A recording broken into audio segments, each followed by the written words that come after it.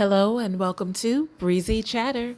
Today I'm going to be talking about Married at First Sight, Season 16, Episode 3, Music City, Matrimony.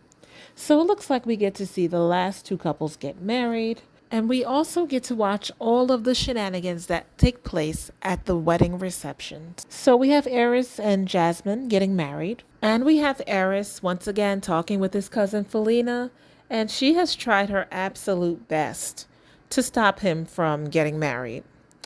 To her credit, she did tell Eris that if he does get married, he should keep his words and stand by her if he should go through with the wedding. And he said that he's done with the streets and he's ready to be a one-woman man, which sounds great, but he doesn't even know what that means. He doesn't know what it's like to be a one-woman man. Seems like Eris may be second-guessing his decision. And he did find out that she has 4 dogs and 9 puppies that she's breeding because she has a breeding business. And on top of that, he's an only child and he's used to his own space.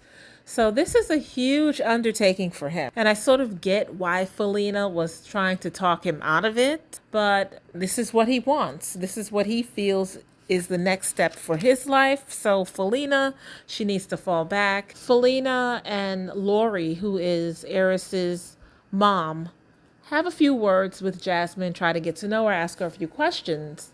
And I found it interesting that Felina felt that because Jasmine is a pageant girl, she sort of just knows how to answer the questions to their liking. So it's going to be interesting to see how the reception is between Felina and Jasmine, because I'm sure Jasmine's going to pick up after a while that Felina is not really taking a liking to her. And then we also got to see Dominique and McKinley get married. Dominique said something that was quite interesting. She said that she is a giver in relationships, and she usually gets the short end of the stick. She also made it clear that she prefers older men. Although the fact that McKinley is 34 is not going to bother her at all because that's what she prefers. If she's been getting the short end of the stick in previous relationships with older men, maybe she'd be better off striving for a gentleman who's closer in age to her. When Dominique did reveal her age to McKinley, he was concerned that he may be too old for her. And she told him no, she prefers older men. She said she feels like she's 38. And at 25, I don't know how anyone could know what 38 is like. McKinley responded by saying he feels like he's still 25. So you've requested an older man for emotional maturity, but he's just told you that he feels like he's 25.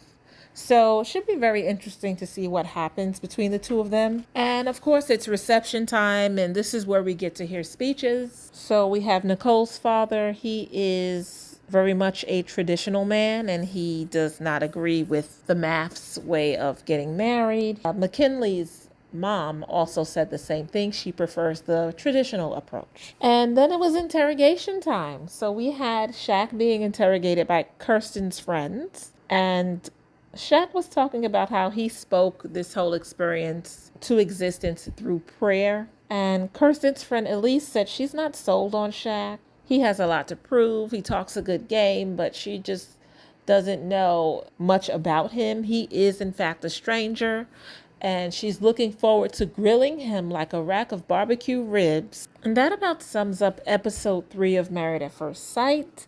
We did have some interesting things to see in the previews. What stuck out to me the most was Clint talking to the group about how most of the women that he's dated were typically slender as far as their body shape.